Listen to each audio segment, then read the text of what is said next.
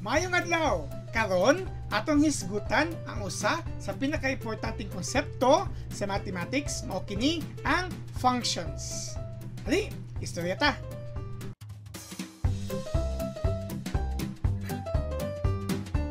So dili pa ta magsugod, among ibutang below diri sa atong description sa kaninga video ang uban links in English instruction nga magistorya sa function o guban pa para at least kapag human ani nga video nga binisaya pwede niyo mabisita katong mga English instruction para mas madaghan atong matun-an.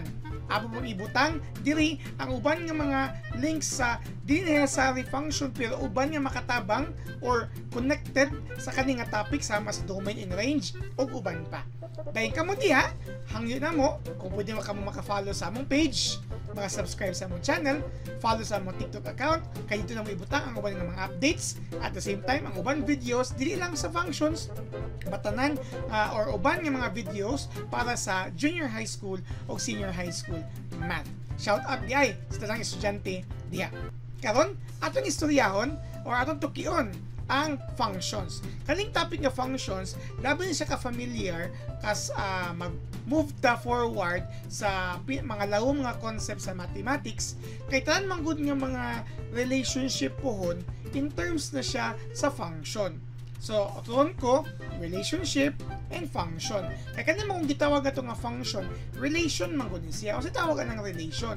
Relation is kanang pagpares-pares sa duha ka butang. Okay? Sama pa sa kung say relasyon sa presyo sa mga pamaliton sa presyo sa mga raw material. So kana siya pwede siya matawag nga relation o uban ana pwede ma-describe pud siya nga function. Napapod like relation pud siya like pila ka buok in terms of time sa loan or utang o pila po ang imong bayaron nun nga interest. Sa kana siya, pwede ma-describe po na siya as a relation or more importantly, ang concept ani is function. Mao nagkinahanglan ta magtuon unsa ning function. Dili lang kay katong mga lawom nga mga processes, examples o uban pa nga butang sa function. Dapat na-appreciate nato nganong gatuon ta og function.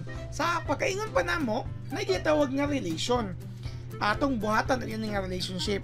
Say for example, na isa ka grupo diri, inahiyon na ko pa plaster.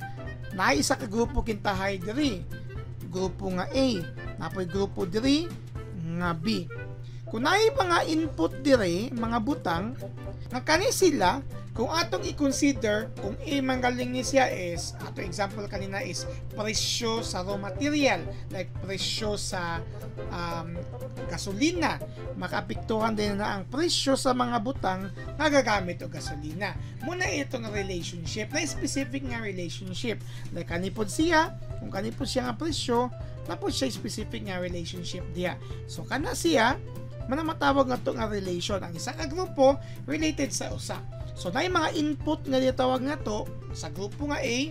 So kung manggaling na siya kung example interest sa utang, so pila ka buok ang tuig nga gusto nato mautang, din na po na siya specific nga amount of interest to pay. Kung uban pa, napay ubang example sa mga functions like say for example experiment nato or kanang sa physics bitaw function in terms sa time nga ilabay nato ang bula pataas unsa nga height iyang maabot. So, mo po nang itawag nga to ngayon ang mga relation. Kani mga relation diri, na mga butang nga relation, ang specific mga ng function nato.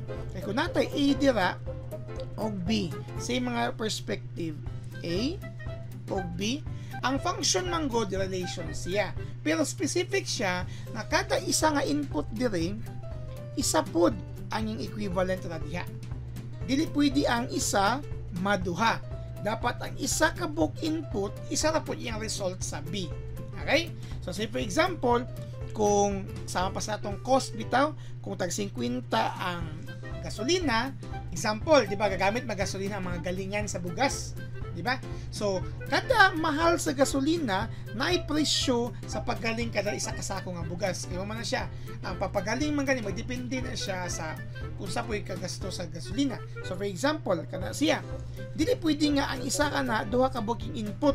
isa-isa muna matawag nato siya nga function dayon. Kada isa diya nga presyo na isa siya ka output, isa muna matawag nato dayon siya nga function. Pasabot ana kada isa nga input na isa nga result. Okay? Kaning relation ganina dili necessary nga isa. Kaya pwede ang isa ka input diha, duha ka buk iyang value. Pero sa function, strictly, kada isa ka input, isa ka buk result. Napuyo pa nga function inaning sitwasyon. Na isa po diri, okay, lahi-lahi ning duha, na isa, pero same ang iyang output. Okay na siya kung lahi-lahi siya value sa atong input, balang isa same siya ang output na to, function na gyapon na siya. Okay, nakanta mo more specific nga example sa maani. Natay set of ordered pairs. Kani magong A ug B, kung sa mathematics pohon, pwede siya nga X o Y. May kanang X, mo man nato ginatawag nga independent variable. Ang Y, dependent sa usa nga value sa X. So, kada input nato sa X, usa resulta sa Y.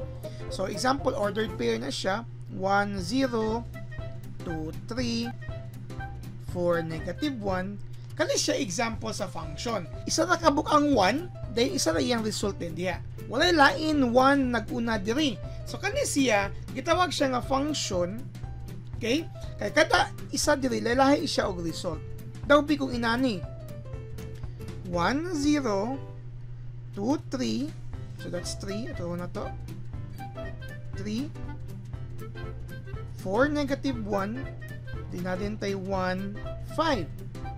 Makita nato diri nga duha ka buk ang partner sa 1. Pasabutan na 1 na siya diri, pwede siya ma-0, pwede po siya ma-5. Kaya ang 1 yung partner 0 og 5. Bisan na kaning first 3 dili mo fall ana, pero tungod kay naatay isa nga nagbalik, mo siya example sa atong relation. Okay? Now, another example. What if inani lugar? 1 0, 2, 0, 3, 0, 4, 0. Function ba ni siya or relation? Based sa kaning gihatag nato, makita nato diri nga si 1 nakamap kay 0. So possibly 1 nakamap kay 0. Si 2 nakamap pud kay 0. Pareha si 3 map kay 0, si 4 nakamap kay 0. Muna siya ang pasabot ani nga mga ordered pairs. Pero kani function na gyapon na siya. Kaya ang strict naman diri sa atong function is kung naay isa ka value mo result sa duha or more. Pero kung daghan ang value ang mo result sa isa lang ka butang sa independent variable, function na gyapon na siya. So daghan tag i-prepare nga mga video about ani or more instruction na putay ginatawag nga isa ka method para ma-identify bitaw puhon kung function siya or dili. Maganda mi og separate nga video ana. Napuntay mga example sa mga functions pohon o saon pag-solve, maghandam na pagyapon mga videos ana. So padayon kita na magtan-aw sa mga videos sa diri nga playlist. Padayon ta mag-follow o mag-subscribe and mag-andam kita pohon sa dugang nga mga istorya. Mag-istorya ta otro og math sa kunsa.